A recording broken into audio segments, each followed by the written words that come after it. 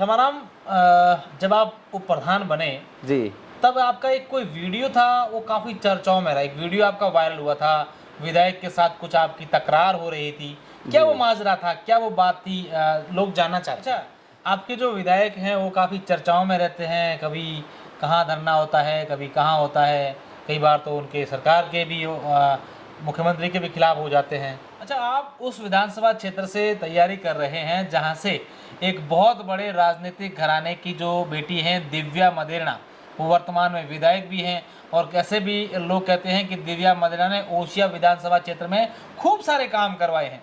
तो कैसे खेमाराम बाना को लग रहा है कि हाँ टिकट दे देगी और हम जीत जाएंगे? तो खेमाराम बाना को क्यों लगता है कि इस बार पार्टी मुझे टिकट दे देगी और मैं जीत भी जाऊंगा? क्योंकि आपसे तो कई सीनियर नेता हैं, वो कतार में इस बार दावेदारी को लेकर। जी का तो ये कहना है कि हमारे क्षेत्र में खूब सारा काम हुआ है। हमारे इस क्षेत्र में अगर की सड़कों की बात करें, पानी की बात करें, तो किसानों के लिए, यहाँ के लोगों के लिए हमने खूब काम। दोस्तों, मैं हूँ अशोक शेरा और आप देख रहे हैं नेताजी ऑनलाइन।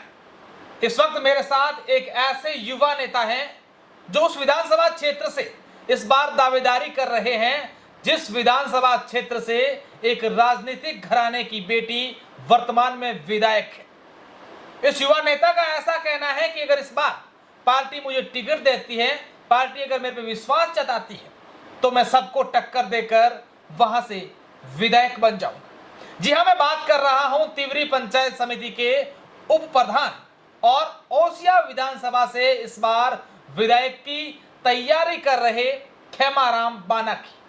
खेमाराम जी, सबसे पहले तो मेरा सवाल यही रहेगा कि कैसी तैयारी चल रही है आपकी इस बार विधानसभा चुनावों को लेकर? सबसे पहले तो अशोक जी शेरत साहब, आप ग्राम पंचायत बाना कबास में मेरे घर पधारने पर आपका हार्दिक अभिनंदन और स्वागत करता हूं। और आप जैसे पत्रकार, कोई पत्रकार तो दूर से ही नेटवर्क देख के पत्रकारिता में अपनी भूमिका निभाते हैं, लेकिन हम आपको दिल से धन्यवाद देते हैं। आप ठेठ गांव ढाणी में रहने वाले लोगों की, शोषित पीड़ितों की आप आवाज़ उठाते हो, इसके लिए मैं आपको बहुत बहुत धन्यवाद ज्ञापित करता हूं। शुक्रिया। कैसी तैयारी चल रही है इस बार विधानसभा चुनावों को लेकर? देखिए, तैयारी चल रही है, जनता का विश्वास है, जनता के विश्वास के ऊपर खरे उतरने का हम प्रयास कर रहे हैं। और तैयारी तो हमारे युवा साथी और कार्यकर्ताओं के बलबूते पे होती है, और कार्यकर्ता ही रीढ़ की हड्डी होते हैं। जैसे कार्यकर्ता हमारे साथ कंधे से कंधे मिलकर और हमारा हौसला अफजाई करते हैं, निश्चित तौर पे सबके इरादे रह जाएंगे। और अगर भारतीय जनता पार्टी युवाओं को मौका देती है तो ज़रूर चुनाव जीतेंगे। अच्छा, आप उस विधानसभा क्षेत्र से तैयारी कर रहे हैं जहां से एक बहुत बड़े राजनीतिक घराने की जो बेटी हैं दिव्या मदेरणा, वो वर्तमान में विधायक भी हैं, और कैसे भी लोग कहते हैं कि दिव्या मदेरणा ने ओसिया विधानसभा क्षेत्र में खूब सारे काम करवाए हैं। तो कैसे खेमाराम बाना को लग रहा है कि हाँ टिकट दे देगी और हम जीत जाएंगे? देखिए शेरा जी, आपका प्रश्न है कि बहुत विकास के काम करवाए। वो कहावत है ना, थोता चना बाजे घना, वो वर्तमान में ओसिया विधायिका के ऊपर चरितार्थ होती जा रही है। वो अपने भाषण के अंदर जब आज से 4.5 साल पहले चुनाव के मैदान में थी, तब बड़े बड़े भाषणों के अंदर यही अपनी आवाज को रखती थी, मेरे पिताजी ने वो करवाया, मेरे दादाजी ने वो करवाया। हम मानते पहली बार कोई मैदान के अंदर उतरता है तो राजघराने से जो आता है, तो पिताजी और दादाजी के नाम पर उन्होंने वोट प्राप्त किए थे। लेकिन 4.5 साल में ओसिया के अंदर धरातल पे कोई काम हुआ नहीं है, जनता के साथ धोखा ही हुआ है। आपको मैं बताना चाहूँगा, ओसिया के अंदर आप देखते हो बड़े बड़े भाषणों के अंदर कहना और धरातल पे क्या काम होना, उसके अंदर दिन रात का अंतर है। जी, तो खेमाराम बाना को क्यों लगता है कि इस बार पार्टी मुझे टिकट दे देगी और मैं जीत भी जाऊंगा? क्योंकि आपसे तो कई सीनियर नेता हैं, वो कतार में इस बार दावेदारी को लेकर। देखिए, मैं भारतीय जनता पार्टी का एक छोटा सा कार्यकर्ता हूं, और कार्यकर्ताओं के बलबूते पर आज भारतीय जनता पार्टी विश्व की सबसे बड़ी पार्टी है। तो भारतीय जनता पार्टी है, कांग्रेस के पार्टी, बाकी जो जितने भी दल है, रात दिन का अंतर है, बहुत फर्क है। आज आप देखिए, युवाओं का भारतीय जनता पार्टी की तरफ कितना विश्वास करते हैं और भारतीय जनता पार्टी उस कार्यकर्ताओं को टिकट देती है जो पार्टी के अंदर विश्वास रखता है और निस्वार्थ भावना से उसके अंदर काम करता है। तो पार्टी ये कभी नहीं देखती है कोई राजघराने से है, पीढ़ी दर पीढ़ी कोई राजनीति करता आया है, ऐसा भारतीय जनता पार्टी के अंदर कुछ नहीं है। इसलिए ज्यादातर युवा आज देखते हो आप पूरे भारत के अंदर भारतीय जनता पार्टी के अंदर विश्वास रखते हैं और पूर्ण विश्वास के साथ पार्टी में संगठन में काम करते हैं। इसलिए मैं दावे के साथ कह सकता हूं कि भारतीय जनता पार्टी वो पार्टी है कि कोई भी किसी भी कोने में बैठा, कोई गांव में बैठा, किसी भी व्यक्ति अगर कोई निस्वार्थ भावना से काम करके अगर राष्ट्र के अंदर अपना उत्थान के रूप में आगे बढ़ने की कोई काम करने की कोई प्रेरणा लेता है तो निश्चित रूप से भारतीय जनता पार्टी उनको मौका देती है। खेमाराम, जब आप उप प्रधान बने जी, तब आपका एक कोई वीडियो था, वो काफी चर्चाओं में रहा। एक वीडियो आपका वायरल हुआ था, विधायक के साथ कुछ आपकी तकरार हो रही थी। क्या वो माजरा था, क्या वो बात थी, लोग जानना चाहते हैं। देखिए शेरा जी, आपका प्रश्न है कि एक वीडियो था, उस वीडियो के बारे में आप और जनता जानना चाहती है। तो उस वीडियो पंचायत समिति त्यूरी का था, साधारण सभा का। उसके अंदर ये हुआ था कि साधारण सभा चल रही थी और साधारण सभा के अंदर पत्रकारों को भी वहाँ बुलाया गया था। सरपंच, पंचायत समिति सदस्यगण, जिला परिषद सदस्यगण और बाकी सभी अधिकारी मौजूद थे। तो पंचायत समिति के काले चिट्टे उजागर करने हो और वर्तमान विधायिका दिव्या मदेरणा को इस बात का डर था कि अगर अंदर कोई काले चिट्टे उजागर कर दिए तो मेरे कल पैरों से नीचे जमीन खिसक जाएगी। उनको ये डर था। जब पंचायत समिति की साधारण सभा चल रही थी उससे 1 महीना पहले पंचायत समिति में कार्यकारिणी गठन होती है।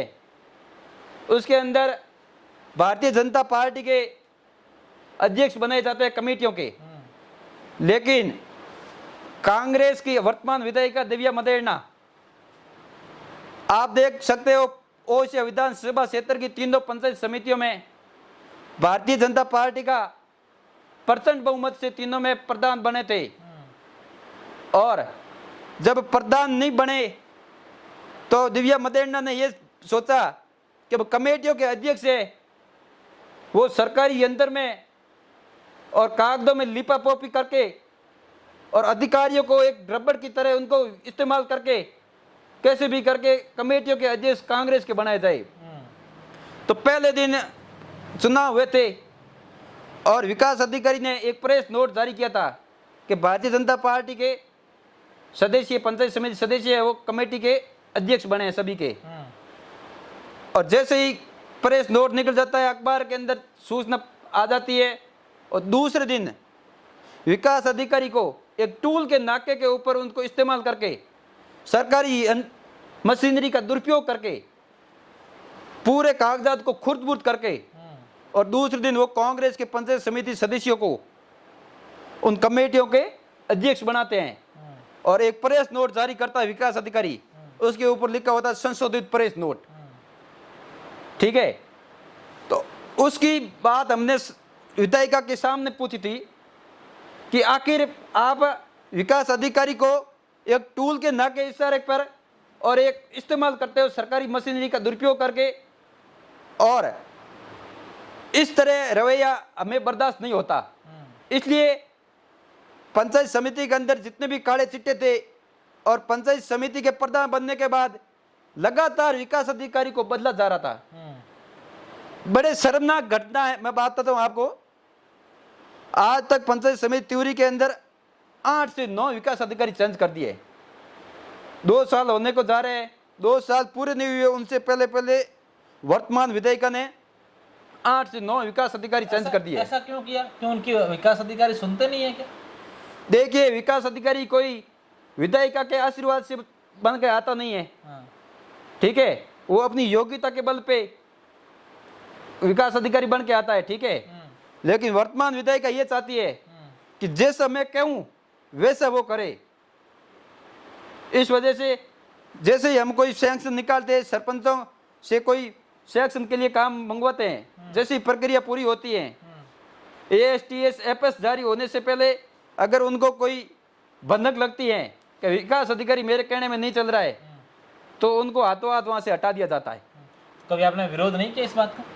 देखिए, हमने बहुत बार विरोध किया इस बात का, हमने काफी बार विरोध जताया था, लेकिन उसका जवाब जनता देगी 2023 के दिव्या अंदर। जी का तो ये कहना है कि हमारे क्षेत्र में खूब सारा काम हुआ है, हमारे इस क्षेत्र में अगर की सड़कों की बात करें, पानी की बात करें, तो किसानों के लिए, यहाँ के लोगों के लिए हमने खूब काम किया। देखिए, कहने में और करने में बहुत फर्क होता है शेरा साहब। आपको मैं बता दूं, ओसिया विधानसभा क्षेत्र में सड़कों का खस्ता हाल देखिए आप, क्योंकि एक गांव से दूसरे गांव की कनेक्टिविटी आज के जमाने में बहुत जरूरी है। भारत कृषि प्रधान देश रहा है और ओसिया में 90% किसानी के ऊपर पूरा कामकाज चलता है, तो एक गांव से दूसरे गांव की कनेक्टिविटी बहुत जरूरी है। लेकिन वर्तमान में विधायक ने, जैसा आपने बताया कि उन्होंने बताया कि मैं काम बहुत करवाया, सड़कों का खस्ताहाल देखा जाए, और आप चिकित्सा की दृष्टि से मैं बताता हूं आपको, ओसिया, तिवरी, मथानिया, वहां तो हॉस्पिटल खुद बीमार पड़े हैं, बिल्डिंगें हैं, लेकिन अंदर हॉस्पिटल के अंदर जाए तो कोई डॉक्टर है नहीं। लोग मजबूरी के अंदर प्राइवेट हॉस्पिटलों में इलाज करवाते हैं, कोई सुविधा नहीं है 1% भी, ये बात है। अच्छा, आपको क्या लगता है कि अगर टिकट मेरे को पार्टी देती है, कई बड़े नेता उनको एक बार नहीं करे, युवा को मौका देती है, मेरे को टिकट मिलती है, तो फिर किन मुद्दों के साथ हमारा बना जाएंगे क्षेत्र में, लोगों से वोट मांगेंगे? देखिए, मेरा सबसे अहम मुद्दा ये रहेगा, जल, चिकित्सा, शिक्षा, सड़क, युवाओं के लिए बहुत बड़ा मैं तोहफा दूंगा, वो होगा खेल के माध्यम से युवा कैसे अपनी प्रतिभा का लोहा मनवाए। सड़कों का मैंने आपको पहले भी बताया था कि कनेक्टिविटी बहुत जरूरी है। एक गांव से दूसरे गांव और ग्राम पंचायत से जितने भी राजस्व गांव हैं, उन सबको डामरीकरण करना वर्तमान के अंदर बहुत जरूरी है, क्योंकि हर घर के अंदर आजकल सुविधाएं हो गई है, हर घर के अंदर 4 व्हीलर है, 2 व्हीलर है। उन सभी घरों को और राजस्व गांव को मुख्य गांव के बीच में कैसे सड़कों का जाल बिछाया जाए, और मोदी जी की सबसे बड़ी योजना है आदरणीय जल शक्ति मंत्रालय गजेंद्र सिंह जी शेखावत और प्रधानमंत्री मोदी जी की, जो वर्तमान विधायिका धरातल पे काम नहीं कर रही है, वो तुष्टीकरण की राजनीति खेल रही है। 90% काम बाकी पड़ा है ओसिया के अंदर।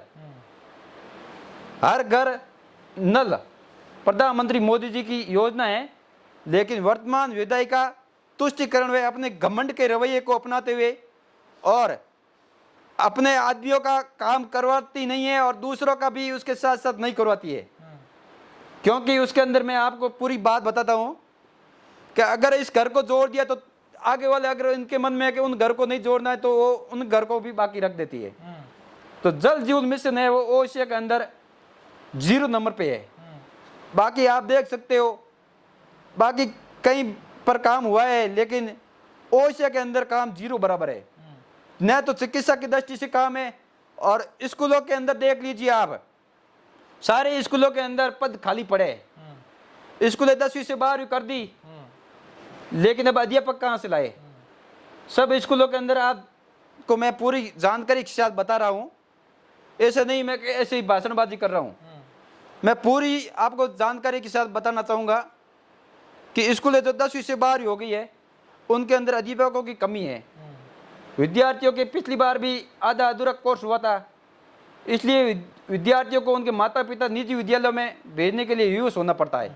अच्छा, आपके जो विधायक हैं वो काफ़ी चर्चाओं में रहते हैं, कभी कहाँ धरना होता है, कभी कहाँ होता है, कई बार तो उनके सरकार के भी मुख्यमंत्री के भी खिलाफ हो जाते हैं।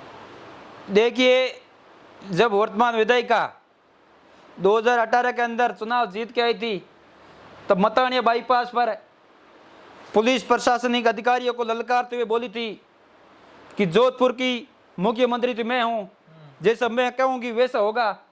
लेकिन अब 10 दिन पहले आपने एक वीडियो वायरल होते हुए देखा होगा कि मेरा आईजी है ना, थाना अधिकारी मेरे को बिना पूछे आईजी थाना अधिकारी को हटा देते हैं। वर्तमान में ये स्थिति है, मतानिया के अंदर थाना अधिकारी नहीं है, ओसिया के अंदर थाना अधिकारी नहीं है। तो आप देखिए भाषणबाजी में और धरातल पे कितना फर्क है, आप खुद देख सकते हो। इसका जवाब तो खुद ही देगी ना, मेरे हिसाब से उचित रहेगा। हाँ अच्छा, मेरा आखिरी सवाल है खेमाराम जी जी, इस बार क्या तमाम अपने विधानसभा क्षेत्र के लोगों को कहना चाहेंगे विधानसभा चुनावों से पहले? मैं विधानसभा चुनाव से पहले भारतीय जनता पार्टी के कार्यकर्ताओं और समस्त जो पदाधिकारी है संगठन के, उनको और वरिष्ठ नेताओं के आशीर्वाद से, तो हम उनके आशीर्वाद से ही चुनाव के अंदर है और सबके इरादे रह जाएंगे। निश्चित तौर पे ओसिया विधानसभा के कार्यकर्ताओं के, मतदाताओं के और युवा साथियों के बलबूते पे निश्चित तौर पे चुनाव जीत रहे हम। तो ये खेमाराम बाना है जिनका साफ तौर पर कहना है कि इस बार अगर सभी का आशीर्वाद रहा, पार्टी ने टिकट दी तो हम चुनाव जीतेंगे। लेकिन ये देखने वाली बात होगी कि चुनावों के बाद जब चुनाव होंगे विधानसभा क्षेत्र के, तब जनता किसके साथ रहती है और कौन वहां का विधायक बनता है।